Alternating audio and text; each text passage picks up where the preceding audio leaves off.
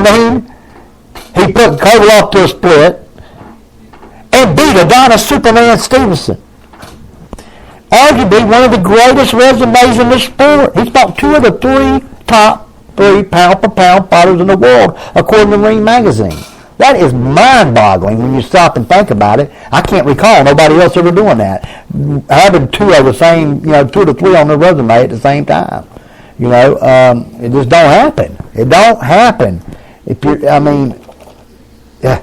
Well, yeah, I'm sorry. Miguel Cotto gets it, but he lost to both of them.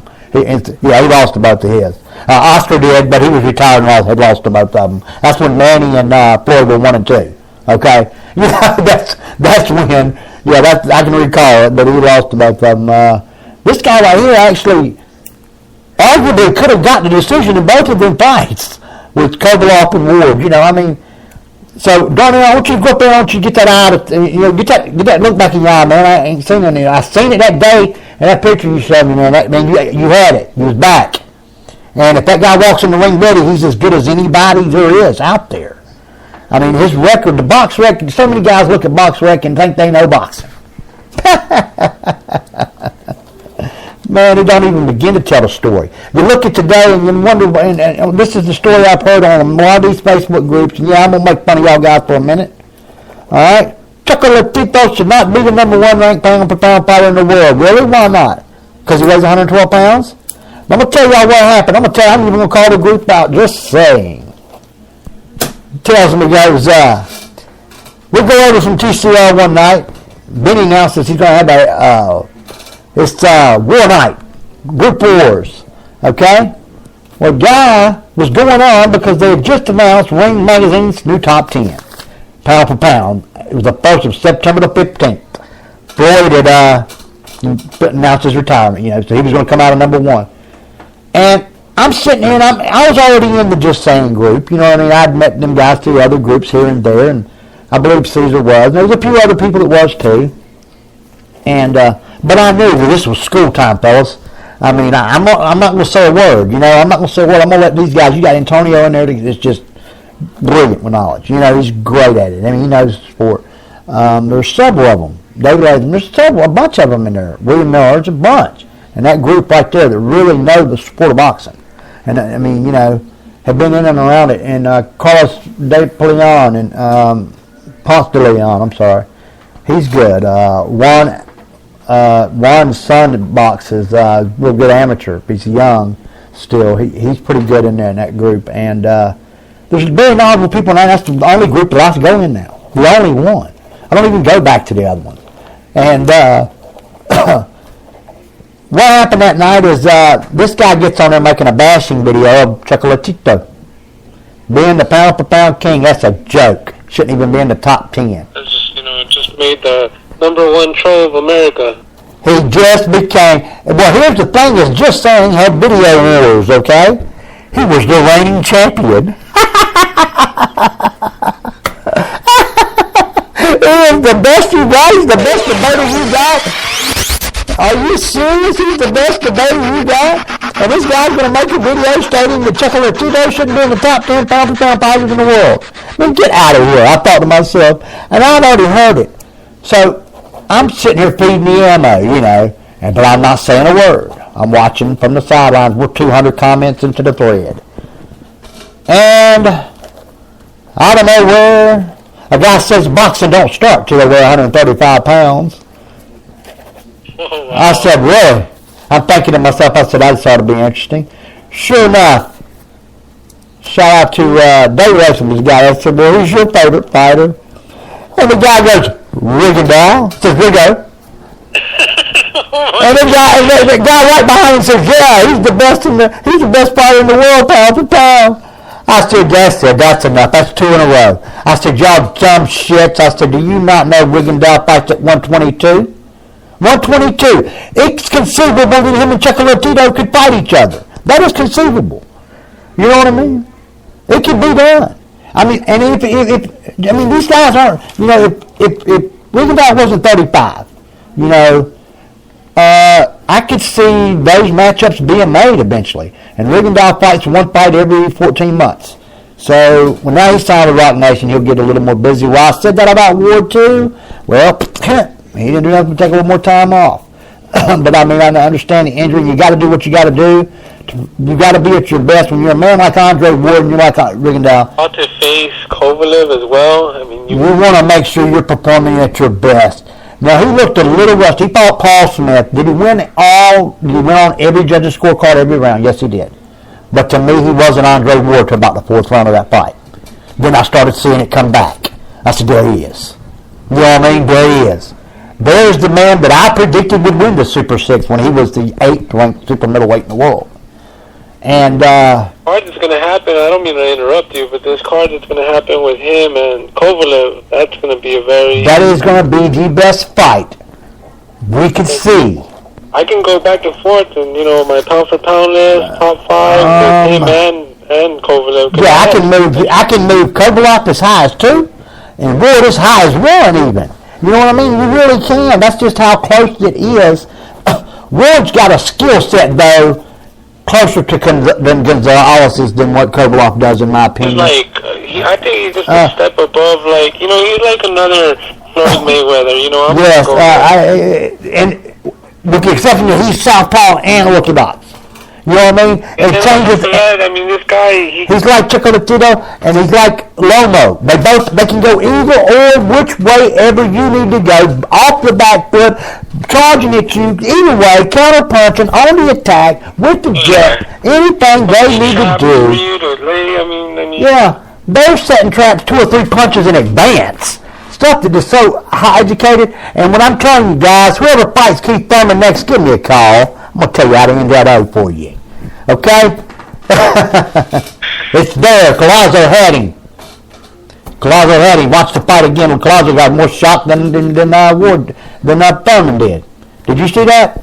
Collazo was more stunned that he had stung him with that body shot than he was. Oh, yeah. And he's open for it every time he throws the same punch. And I can tell you what punch, but I won't let it out. All right, Keith?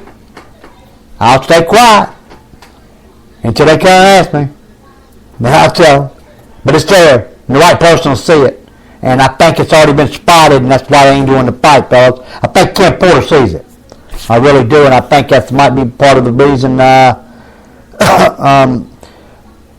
this fight ain't happened on the 23rd like it was discussed originally to the 12th, then moved to the 23rd, and now they're trying to make up for it by putting Wilder in his place at the 16th and, Garcia at the 23rd and blah, blah, blah, blah, blah, blah, blah. I mean, listen, it's a fact of the matter is this. Out of the top 20 fighters in the world, pound for pound today, 7 of them are welterweights. 7 of them are welterweights. And that's not counting no offense. He might be the truth, just as his name says it is. He may be the truth at that division. Which yet to be determined. Or could it be Terrence Crawford? You know what I mean? Could very well be. It could very well be. Him. He is actually one of my top 5 skill fighters is Crawford. Okay? He's right there. I mean, he's a little below Gonzalez. He's a little bit below Ward. A touch below Rigondeaux and Lomo, but he's right there. You know what I mean? He's right there with them. And the fight that we could see get made eventually is a Crawford-Lomo possible. Okay, it's not out of the realm of possibility. Lomo fought lightweight when he won his last gold medal, so he's been that high. You know what I mean? They're close to it, And then he went back down, where he's at now, went back to 126 to turn pro. So these are fights that you could see in the future. I don't know if you will see Crawford and Lomo unless there's a big, big money there. I don't see many people doing what Pacquiao did, coming from that far ever again. That don't happen. Just don't happen.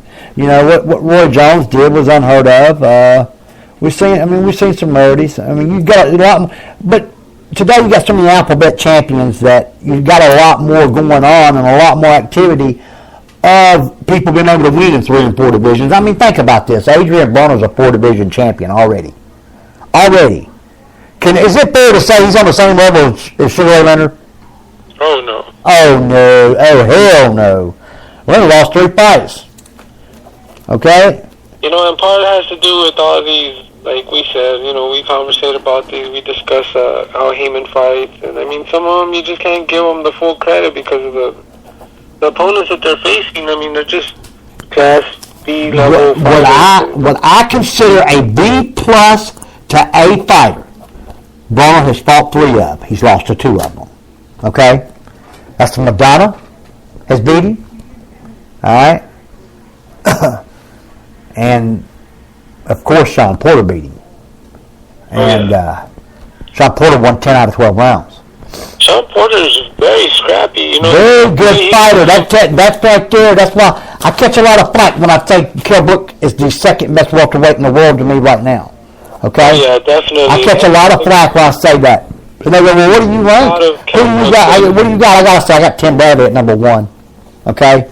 All right. Now, this is me saying that Pacquiao ain't Pacquiao no more, okay? If Pacquiao's Pacquiao, he's number 1 by far. All right, but I got Tim Bradley at number 1 on my welterweight, and at number 2, I got Kell Brook. At number 3, I've actually got Sean Porter. That's who I got. Because Brook didn't beat him by much. It was nip and tuck. and then at number 4, right now I got to go with Keith Thurman, even though I don't want to. I almost put Manny Pacquiao ahead of him. I really do. When I do my list, I almost put Pacquiao ahead of him because at number 5 I do have Manny Pacquiao still. I just think that, but you got guys like Spence, and then you got this guy here, like I was telling you a minute ago, Harrison. How did he go 28-0? He's got a better record than anybody inside the top 10 in the welterweight division, other than Kell Brook. That's what I said. Other than Kell Brook, he's got a better record, and he ain't got a title shot yet. Box wrecking, guys. Y'all box wrecking. Dusty Hernandez Harrison. Dusty Hernandez Harrison. He's fighting this weekend coming up. Seeing as most people do box wrecking. A lot of the guys one thing I like about Twitter is a lot of guys on Twitter don't box. These are guys that's knowledgeable. I'm sitting here talking to Dan Raphael, the Gabriel Montoyas, the Rich Morotas, the guys like this. Guys that I know the sport. They write about the sport for a living. You know what I'm saying? I like that. I enjoy that. Michael Montero on boxing.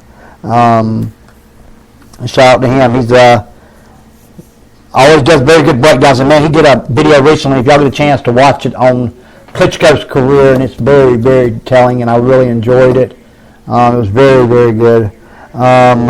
But that's going to about finish this up, folks. I got to wrap it up with a segment from Monterey's Mexican Restaurant right here in Augusta, Georgia. That's Monterey's Mexican Restaurant in Augusta, Georgia. North Augusta, South Carolina, Aiken, South Carolina, and Thompson, Georgia as well. Thank you.